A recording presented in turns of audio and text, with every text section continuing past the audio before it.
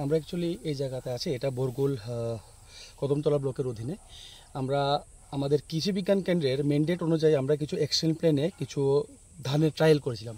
এর মধ্যে একটা ধান হলো রঞ্জিত সাবন, যেটা আমরা আসাম এগ্রিকালচার ইউনিভার্সিটি থেকে টেকনোলজিটা ডেভেলপড নিয়ে এখানে আমরা ট্রায়াল করেছি। এখানে আমি দুটো ফার্মার এখানে করেছিলাম, কিন্তু আজকে আমরা এখানটা ফিল্ডে প্রোগ্রামের মাধ্যমে এখানের ধানের উৎপাদনটা দেখতে এসেছি।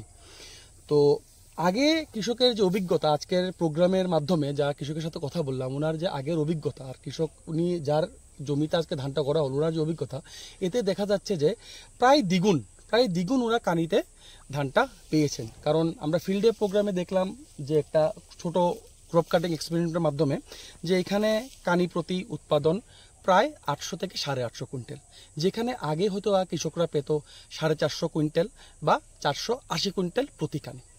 আমি এই সাবুয়ান রঞ্জিতটা চাষ করছি পানিসাগর কৃষি বিজ্ঞান কেন্দ্র থেকে শান্তনু সার দিয়েছে আমারে, দেওয়ার ফলে গিয়া এটা চাষ করার লাগিয়া সারা কইছে চাষ করছি, তার মতামত অনুসারে যেভাবে ফর্মুলা দিয়েছে সেইভাবে করছি, ফসল ফলানি ফলে অনেক ভালো হয়েছে।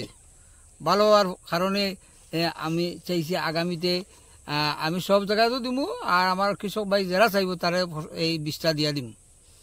আমার এই এরিয়াত প্রায় 300 কানির মতো জায়গা আছে, যদি সবে এই চাষ করে কৃষক সব উপকৃত হইব। আপনি গত অন্যান্য বছর যে ধান চাষ করতেন তার থেকে কি ভালো ফলন হয়েছে? অনেক অনেক ভালো ফসল দিছে, যার ফলে কি এইটার তুলনাও নাই।